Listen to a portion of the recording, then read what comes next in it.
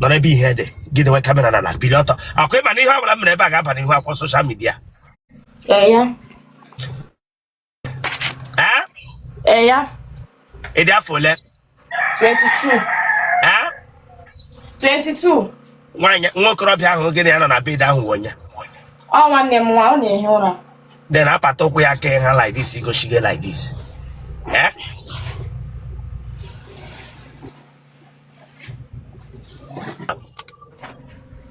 Science laboratory and technology. What is science laboratory and technology? Define science laboratory and technology. It's under school health too. I don't really know. Define science laboratory and what year came on a school? ND1. ND1, Edrigi University, Kega School. And he went to admission. Which year? This year, where? Then, get your alarm. I'm going to get full wholesale. Then, when you have school fees, a Guapareatatana, dear school, I go on the nature of Eluji. One hour. When I put on school fees. More. And I put on Yes, sir. Can I carry on school fees? Nwere yogurt. Oh no, you make cooler. Me pay chawa cooler yogurt to ya. Me pay ya. Me pay cooler yogurt to me.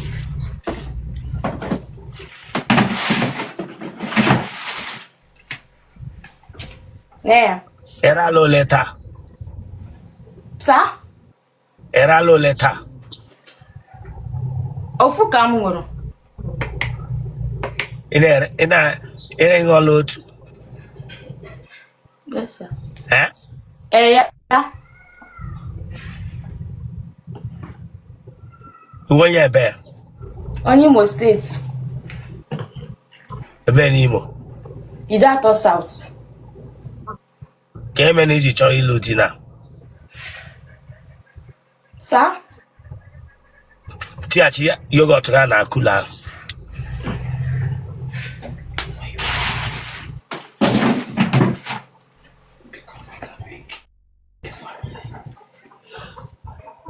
Ke manage cho iluti ugba. Just try settle down. Try settle down. Why? Did you settle down? Mama no, Papa no, so I'm in my own family. Huh? Mama no, Papa no, so I'm in my own family. Maga no, Paga nature in your own family. Yes, sir. You see no school near Federal Polytechnic, National State. Eddie, what year come Sir? What year come again? 2003. Yeah. You got a kid now for school fees. Yes, sir. Not supply in a shop. With the school ID card again. Come. In my fight. Ebo notify. With here. And ebe yakwa nebody too much. School ID card you with here. Come here, put you with here.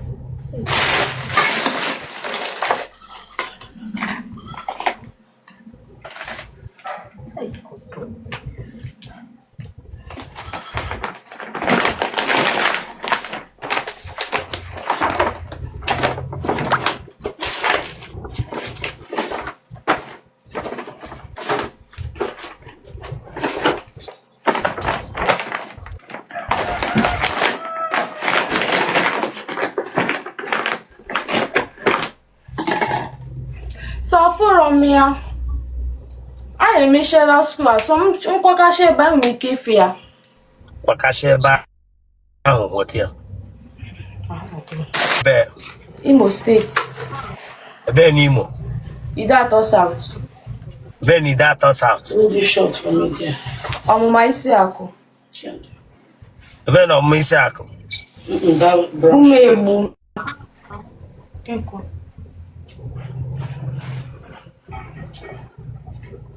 Bring your school ID card. Sister Kebi dosa. I'm okay now, Joe.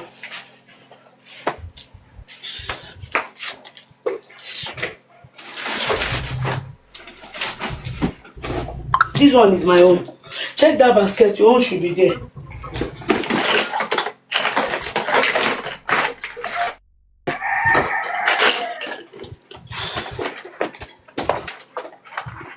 Hello, yeah. Ikoto, sister. Sir? Yeah. Gonna can I'm a student too, but I'm done. Gonna can at school. OTM, Office Technology and Management. What year can? I go chalam ND, so I'm going for 1 year IT. Okay, name me accommodate. Munaya, yes. Unukukoto, young one way about Rabasa. Sir? That one way I can with admission. Yeah, you want ND one. You want a J for Cyrus, more want a J for IT. On a jet for getting. Cyrus, 4 months Cyrus. Then when he or get up tally ID card. I was the one that arranged the house, so I don't know where I kept it, to be honest. Come on, ID card again.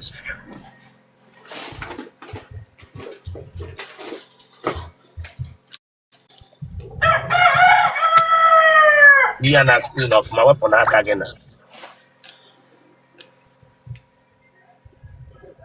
Our departmental ID card. Where is your school ID? It's two. This departmental, this my school ID. That's school ID card I'm asking for. Okay. Tell her to get me that her school ID card. Be looking for it too. Okay. Am I ready to say? Oh, we're going. I'm gonna have my about. Chowaya. Okay, that they come like see if you make use of it, but she make it. So Okay, whether she will make use of it. in my that very day, I battered from exam our last paper. All to for I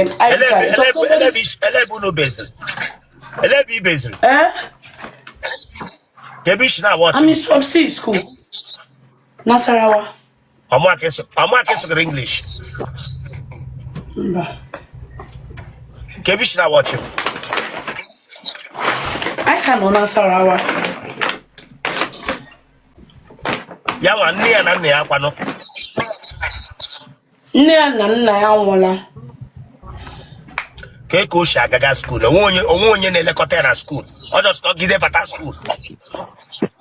Mba Bishop, let me the thing there is Yawa they train nowhere in our school, and with the little I have, I used to because one day I wine I look there already, so but the marriage I do here I don't know how to speak it in Igbo.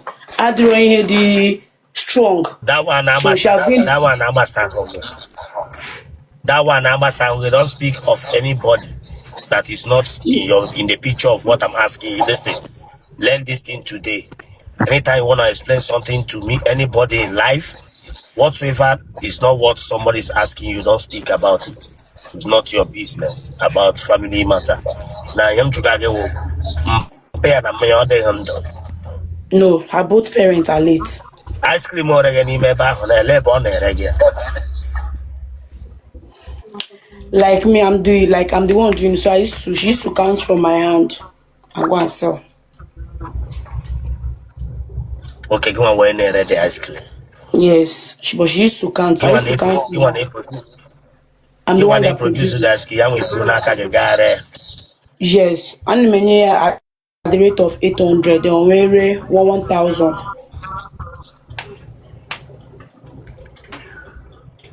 Elebo na to takwa no rubber ndunu je mege na print akwụkwọ unu je paste again.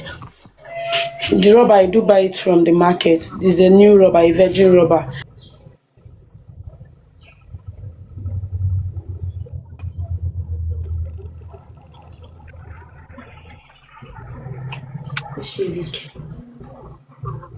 Ina ni emneku.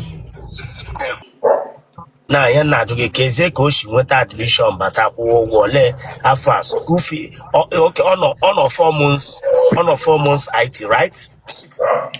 Oh, how an AJ 4 month IT. See where see Okay, now listen. It's not our law read, right? I go chala for the semester, so on the for 4 months COS. Okay, now listen. Do me this favor. You people should do me this favor. Ono got 4 months I2, but make sure no la rule. I've been then and no. Don't stay back in school. Yeah, when no na where. Yes. You got on a school. You got laugh to your parents. The thing, I know my lab, but I lost from my dad, so I'll be going for the burial. Okay. I wish you successful burial. But tell her, listen. Tell her. Ola Hachi school resume no school fully. I want truth. Or resume no school. School fees here go learn at school. I go look at Nakuna department only 53,000. 53,000 for only school fees. So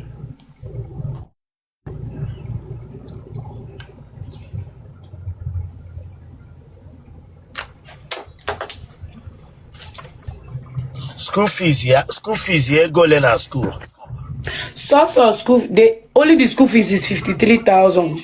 Then she will pay departmental, SUG and other things. Yeah, phone. Come talk for yourself. Sir, School fees here go learn at school. 53,000.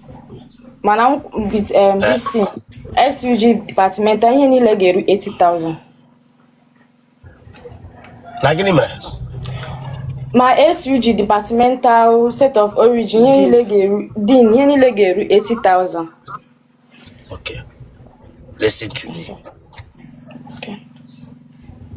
Amami him again, apart from schooling, Amami here also in but then when you also in put it aside. Diga Bia.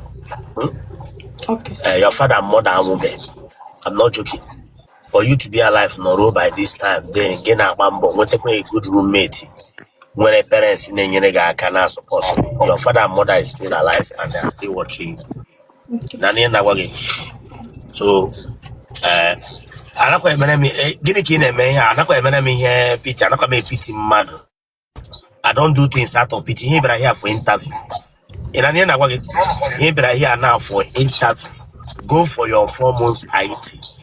What I want you to do for me, go for your 4 months IT. 4 months IT. When you are done with your 4 months IT and you resume school, remind me that you are Ijoma that came, that I promised to assist. Write me in my inbox for your school fees and your departmental things. I will pay. I see anybody here, tax, I will pay. Okay. And when him nagage for nothing again, I'm not asking for anything, I will pay. I don't want to do your interview. Digiga Abia, and a man that will take care of you will come. And it's a promise that I will pay. AG may go, but I say I will pay. Are you hearing what I'm saying? Yes, sir. So I will take care of Ela Hachite from your IT. I will take care of your fee.